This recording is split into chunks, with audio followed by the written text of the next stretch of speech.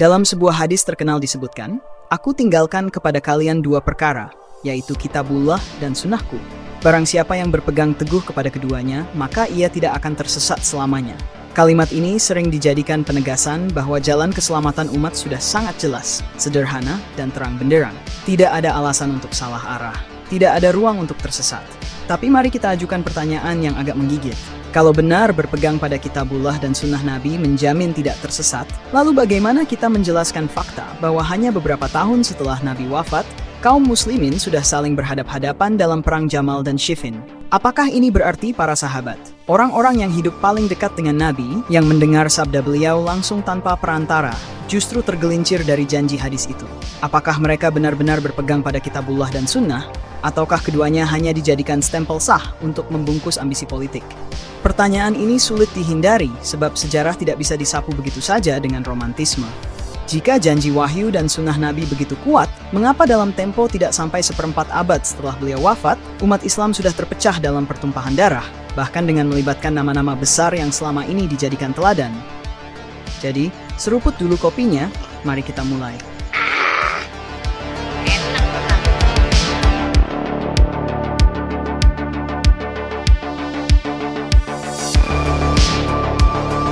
Sejarah Islam awal seperti cermin retak yang memantulkan wajah-wajah penuh paradoks. Di satu sisi, kita disuguhi narasi keemasan. Para sahabat Nabi adalah generasi terbaik, teladan sepanjang masa, manusia yang katanya dijamin surga. Namun di sisi lain, fakta sejarah menampar keras. Baru 25 tahun setelah Nabi Muhammad wafat, sahabat-sahabat yang sama sudah mengangkat pedang satu sama lain dalam perang Jamal, lalu melanjutkan dengan perang Siffin. Jadi, apa yang sebenarnya terjadi? Apakah iman itu terlalu rapuh hingga tidak mampu bertahan seperempat abad, ataukah memang kekuasaan lebih menggoda daripada surga yang dijanjikan? Perang Jamal menjadi panggung pertama, ironi yang mengerikan. Di satu pihak berdiri Ali bin Abi Thalib, sepupu sekaligus menantu Nabi, yang dikenal sebagai simbol keberanian dan ilmu. Di pihak lain, berdiri Aisyah, mantan istri Nabi, Ummul Muminin yang semestinya menjadi ibu simbolis bagi seluruh umat Islam. Bayangkan absurditasnya. Seorang menantu berhadapan di medan perang dengan ibu tirinya sendiri, lalu di belakang mereka ribuan pengikut siap bertempur sampai mati.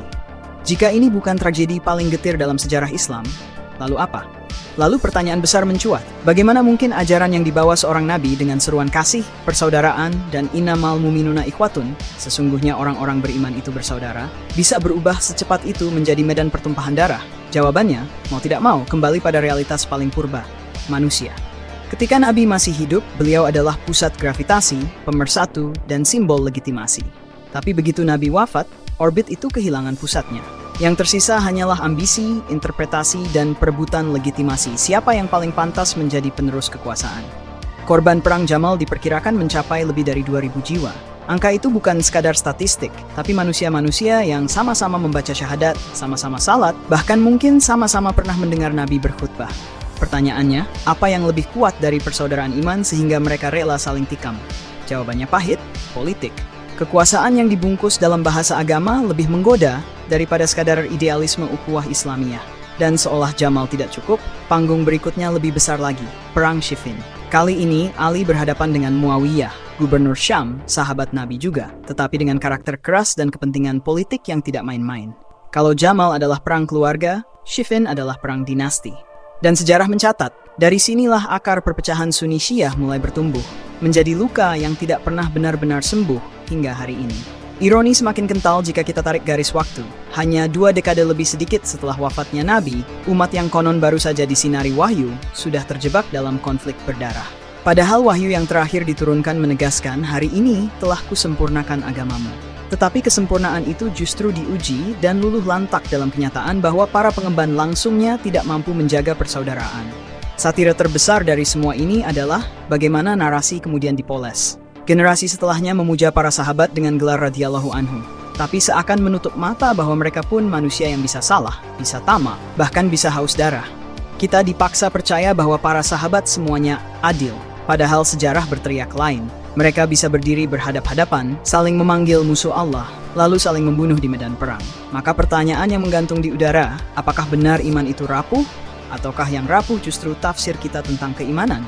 Apakah para sahabat berperang demi Allah, ataukah Allah hanya dijadikan stempel untuk kepentingan politik? Jika 2000 lebih nyawa bisa melayang di Perang Jamal, lalu ribuan lagi di Siffin, maka surga yang dijanjikan tampaknya harus menampung banyak sekali orang yang mati di tangan saudara seiman. Dan di titik itulah, sejarah Islam awal berubah menjadi satire yang pahit. Agama dijadikan bendera, sementara pedang tetap diarahkan ke dada sesama. Inilah fakta pahit yang sering ditutup dengan karpet mewah narasi religius. Sebaik-baiknya zaman adalah kurunnya para sahabat. Kalimat itu sering diulang-ulang, seperti mantra sakti yang mampu menghapus darah yang sudah tumpah di Jamal dan Siffin. Seakan-akan dengan menyebut kalimat itu, ribuan mayat muslim yang bergelimpangan akan bangkit kembali dan berkata, "Kami mati demi ukhuwah Islamiyah." Padahal kenyataan sejarah jelas, ribuan orang tewas bukan di tangan musuh Quraisy, bukan pula di tangan Bizantium atau Persia, melainkan di tangan sesama sahabat Nabi, sesama pembaca Al-Quran, sesama yang katanya dijanjikan surga. Sebagian orang mencoba memberi bantahan sederhana, itu gara-gara provokasi musuh Islam yang tidak suka umat bersatu. Retorika klise yang sampai hari ini masih laris manis dipakai, bahkan dalam konflik modern. Tapi kalau memang benar ada provokasi, bukankah Al-Quran sudah memberi protokol yang jelas? Dalam surat Al-Hujurat disebutkan, jika datang berita dari orang fasik, maka wajib dicek kebenarannya. Ironi muncul di sini. Para sahabat yang konon paling paham isi Al-Quran, yang katanya lebih taat daripada siapapun, justru tidak menjalankan prinsip dasar ini. Mereka tidak tabayun, melainkan langsung angkat senjata. Jika mereka benar-benar penghayat wahyu, kenapa firman itu seperti tak berfungsi ketika ego dan kuasa sudah mengambil alih? Lebih ironis lagi, jika kita mengingat surat Ali Imran ayat 103, "Berpegang teguhlah kamu semuanya pada tali Allah.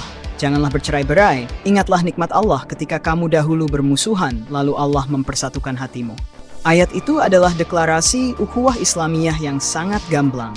Tapi yang terjadi hanyalah kebalikan. Tali Allah diregangkan hingga putus, perpecahan terjadi justru di kalangan yang paling dekat dengan Nabi, dan jurang neraka yang konon sudah ditinggalkan justru digali kembali oleh tangan mereka sendiri.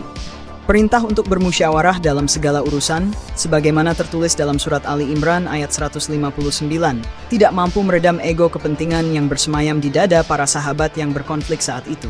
Perintah bermusyawarah yang dianjurkan Al-Quran seakan-akan tidak mempunyai kekuatan ilahi, karena pada akhirnya, pedanglah yang berbicara. Pertanyaan menjadi semakin getir.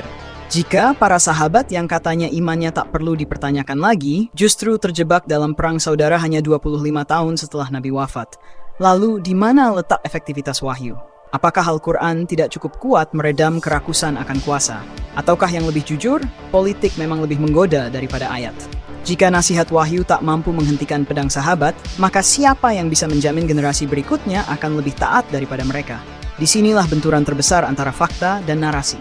Di satu sisi, kita diminta menjadikan para sahabat sebagai teladan, tapi di sisi lain, teladan apa yang bisa diwariskan dari perang saudara yang melibatkan istri Nabi, menantu Nabi, gubernur sahabat Nabi, dan ribuan umat yang sama-sama mengaku Muslim?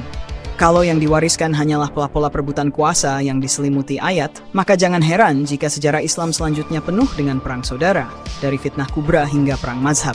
Satir paling pahitnya ada di sini. Generasi setelah Nabi, yang semestinya menjadi mercusuar keimanan, justru meninggalkan warisan paling kelam berupa preseden, bahwa saudara seiman pun sah untuk dibunuh jika berbeda posisi politik. Dan ketika itu sudah dibenarkan di era yang katanya paling suci, generasi berikutnya tinggal meniru dengan dalih, para sahabat pun melakukannya. Maka, siapa sebenarnya yang pantas dijadikan contoh? Jika sahabat saja bisa saling bunuh padahal baru ditinggal Nabi, apakah generasi sekarang harus menutup mata demi menjaga mitos zaman terbaik? Atau justru berani mengakui bahwa sejarah ini adalah pelajaran pahit, bahwa iman tanpa kendali politik hanyalah ilusi, dan agama tanpa tabayun hanyalah bendera di atas tumpukan mayat? Pada akhirnya, sejarah perang Jamal dan Siffin meninggalkan kita di persimpangan yang pahit. Di satu sisi, kita diajarkan untuk percaya bahwa Al-Quran adalah petunjuk hidup paling sempurna, wahyu yang turun dari langit untuk membimbing manusia. Tapi di sisi lain, kenyataan menunjukkan bahwa mereka yang paling dekat dengan wahyu, yang mendengar ayat-ayat langsung dari lisan Nabi, justru terjerumus dalam perang saudara tak lama setelah beliau wafat. Maka pertanyaan pun lahir. Apakah Al-Quran yang katanya wahyu itu gagal membimbing para sahabat? Atau justru para sahabatlah yang tidak pernah benar-benar siap menerima Al-Quran sebagai legitimasi kebenaran bersama? Kalau kita menjawab bahwa Al-Quran gagal, maka runtuhlah klaim kesempurnaan wahyu yang selama ini diagungkan. Apa gunanya wahyu yang katanya abadi jika dalam 25 tahun saja sudah tidak sanggup mencegah sahabat Nabi saling bunuh? Tapi kalau kita menjawab bahwa para sahabatlah yang gagal, maka runtuh pula klaim keistimewaan mereka sebagai generasi terbaik yang layak dijadikan teladan. Bagaimana bisa disebut terbaik kalau ujian paling mendasar berupa ukhuwah tidak mampu mereka jaga? Paradoks inilah yang menghantui. Jika Al-Quran gagal, maka Islam kehilangan landasan wahyu. Jika sahabat yang gagal, maka Islam kehilangan landasan teladan. Dua-duanya adalah kehilangan besar. Lalu jangan-jangan yang paling jujur adalah mengakui bahwa Islam sejak awal memang lebih mirip sebuah gerakan politik yang dibungkus wahyu, sebuah upaya menyatukan kabilah-kabilah Arab di bawah satu panji, yang pada akhirnya tersandung juga pada penyakit lama, perebutan kuasa. Di titik ini, kita dipaksa bertanya dengan getir, apakah agama benar-benar jalan lurus menuju surga, atau sekadar bendera legitimasi yang berkibar di atas kepentingan duniawi? Apakah ukhuwah itu ideal yang nyata, atau sekadar retorika indah yang pecah berkeping-keping, begitu kursi kekuasaan dipertaruhkan? Dan kalau generasi paling dekat dengan Nabi saja tidak mampu menjaga persaudaraan, lalu siapa yang bisa dijadikan contoh untuk generasi setelahnya? Mungkin jawaban itu tidak pernah benar-benar ada. Atau mungkin jawabannya ada pada kejujuran untuk mengakui bahwa sejarah tidak pernah seindah narasi. Hatur nuhun semuanya, sekian dan sampai jumpa di episode selanjutnya. Mudah-mudahan Gusti Allah setuju.